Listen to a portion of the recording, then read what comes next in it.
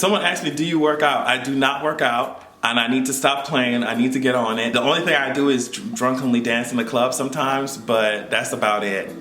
What are your plans for New Year's, Adrian? I'm going to take my ass to South Florida so that I can be with a lot of my college friends and shit, so that we can bring in the new year with a bunch of fuckery, gayness, debauchery, drunkenness, and stupidity. That's what I'm probably going to be doing. What field of work would you be in if you weren't doing YouTube? Do you feel like getting your master's was worth it? And when's the mixtape dropping? So what field I would be in? Definitely PR, definitely communications, shit like that. I would definitely, I mean, I'm essentially doing the shit now, which is so crazy because like a lot of people ask me, do you feel like getting your master's was worth it? Money-wise, I don't think anything in college is worth it, period. But I did like the information I got from my master's degree. Like I like learning shit. I just don't like paying for it, and I don't like school. So yeah, it definitely was worth it. I got my bachelor's in sociology, which I'm talking about every day on my channel, and a master's in communication, which helps me with my branding and shit. So it's like literally the merging of two of what I did. And when the mixtape dropping, I don't know, girl. Like I have no idea. It has to sound good. It can't sound like paper mache. It can't sound like SZA on the stage. Like it has to sound really good for me to be wanting to release something like that. But I would love to. Oh my God. I need to find a studio in Atlanta that can do it for free, because my ass cannot pay for no goddamn studio time at this moment in time. I'm not rolling the money like that. Adrian, how was your experience going to a PWI, specifically FSU? It wasn't that jarring to me, just because I had come from previous environments where I was just the only black guy in the classroom or whatever. So I was used to it. At FSU, at PWI, I was able to find niches. I was able to find little pockets of niggas and gays, which was very helpful. I can imagine people who are not used to being in an environment like that kind of being off-put by that, but I wasn't, just because I was kind of used to it. College in general allows for you to pick and choose who you want in your group or the type of people you want to avoid. So it was alright. Microaggressions everywhere, but it was okay. So Paul Archin asked me, will you ever stop letting trade control your life, sis? And I'm just like, I hope that y'all know I be joking about trade. Like, if you could see into the future, could you see Normani ever reaching the status of Beyonce? So I had to just tell myself, like, look, Normani's gonna be Normani and Beyonce gonna be Beyonce, and that's it, you know? But my opinion is, someone else asked me this, you know, around the same thing, like, do you think that she'll be successful? I think that the push from Fifth Harmony really helped her ass out you know, when it comes to being in the public eye. And so now all she has to do is build on top of that, and she's been doing it very well. She's been getting her ass involved in editing a video, like editing videos, making sure she writes and produces and shit like that. So I think that she's going to have a chokehold on this industry when she matures even further.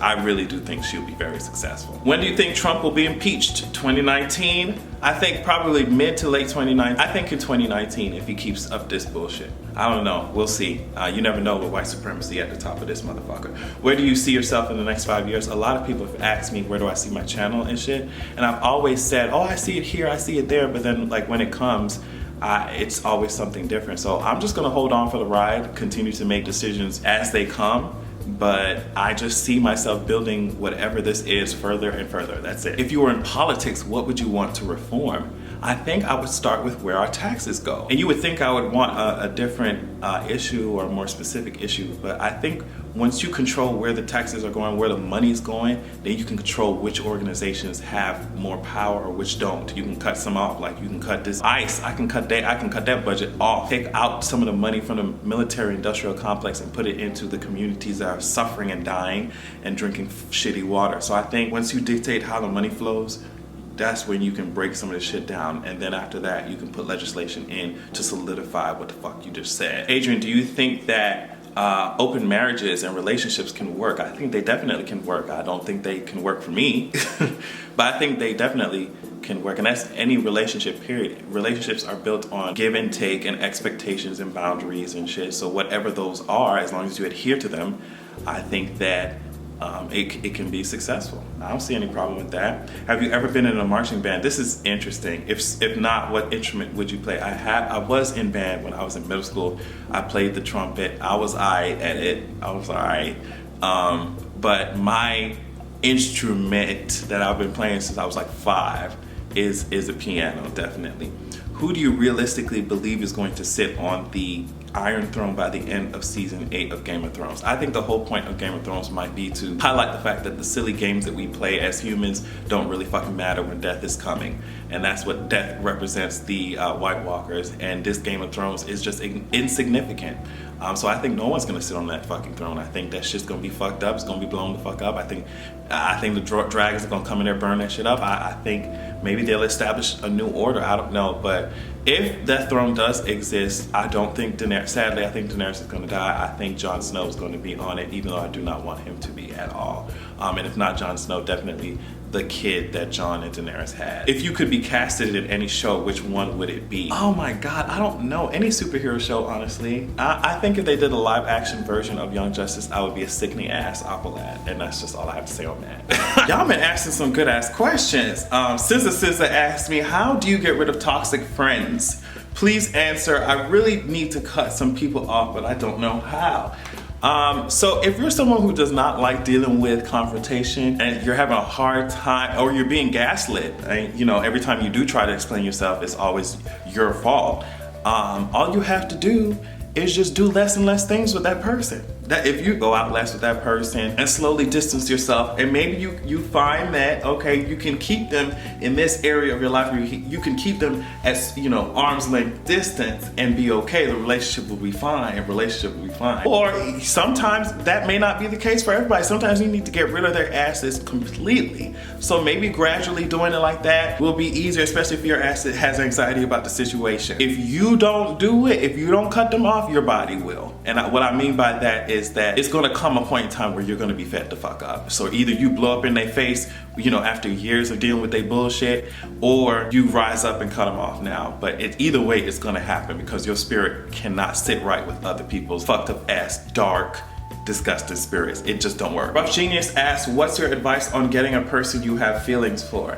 And I think the first step is to understand, just be okay with them not having feelings for you. That's the first step. The second step is just being who you are. And if it was meant to be, it's meant to be, and this person will gravitate towards you and y'all will have a cute ass time. But if it's not meant to be, don't force it. If this person just does not see your greatness, then leave, girl. It doesn't make sense for you to be involved with, or trying to be involved with, someone who you constantly have to prove that you're worth it. Hi Adrian, I love you. Hey Mary. She asks, will you be on an upcoming episode of The Grapevine? So this is a good question. Like me, Justin, and the creator, Ashley, we do talk. As of this moment, we haven't recorded anything, but there's always talk. There is talk for something coming up in 2019. Like, we want to get together again because it was so great the last time we went. So yeah, as of right now, we haven't recorded anything, but we definitely want to. And it's most likely in the cards. How do you handle a trifling, cheating ass father, I guess he's been doing it for 4 years, who somehow still doesn't see what the fuck he did wrong now and basically wants to rob my mother of everything? I've been ignoring him for a while, as I thought that would either make him think or make me think, I don't know. But at times I just want to drag the shit out of him, though I'm not even sure that would change anything. And I'm gonna tell you right now, it's not gonna change anything. What brought peace to my life was blocking the shit out of my father. And that was it. Blocking him, you know, the most peaceful times in my life is when I forget that he exists. And it brings me great joy to be at peace. And sometimes you need to do that shit. Like, there's no other way. These narcissists, these people will find a way to blame you, put all types of blame on you. It's everybody else's fault but them, even though they are the ones who are the aggressors and abusers. So the only thing that you can do with people like that is cut them off. That's what I think. And I know a lot of people may not be in a place to do that, financial place to do that, but when you're able to, cut these people off. You could drag until you're blue in the face, you could be screaming and shouting. You will always be gaslit with someone who's a narcissist, always. So you trying to prove your point to somebody who doesn't give a fuck about it. And that's what I was just like, why am I wasting my breath?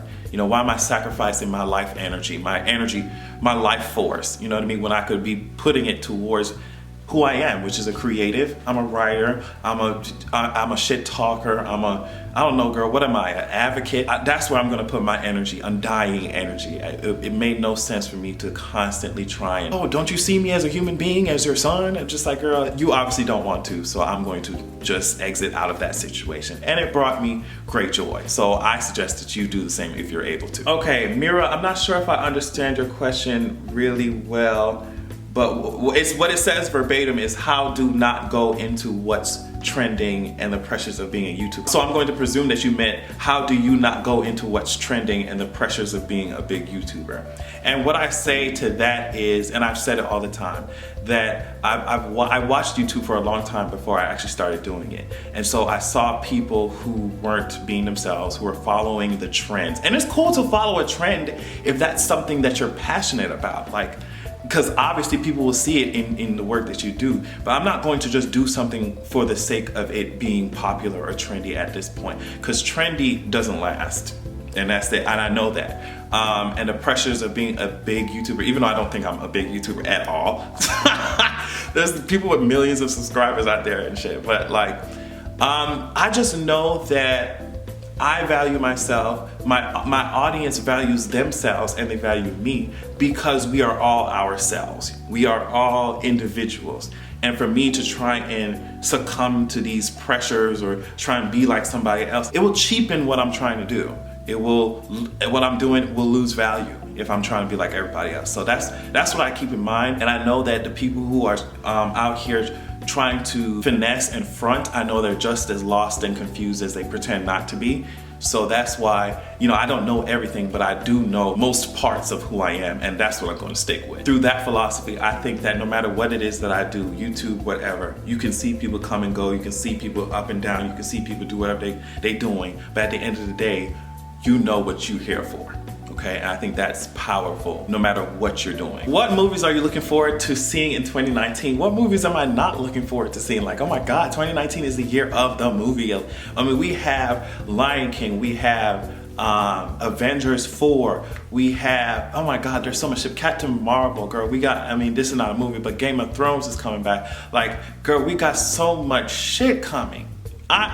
I don't know how to pick. Do you plan on writing more books that are in the genre of fantasy? Yes, I do, and hopefully I can get better at it, because that was literally, this Xeraxia, Wrath of the God King was my first attempt at it, and I hope that I can improve also. And you guys, if you guys like the book, I'm gonna work on a sequel. Like, I'm gonna work on a sequel because I did leave it open for that. I left a lot of legends and shit in there. I can even do a prequel if that's what we wanted. I do plan on continuing to write. It's gonna be difficult, but I want to do it. Now, this was an excellent question. What are your thoughts on the racism in the Drag Race fandom and the racism perpetuated by the show's editors / producers?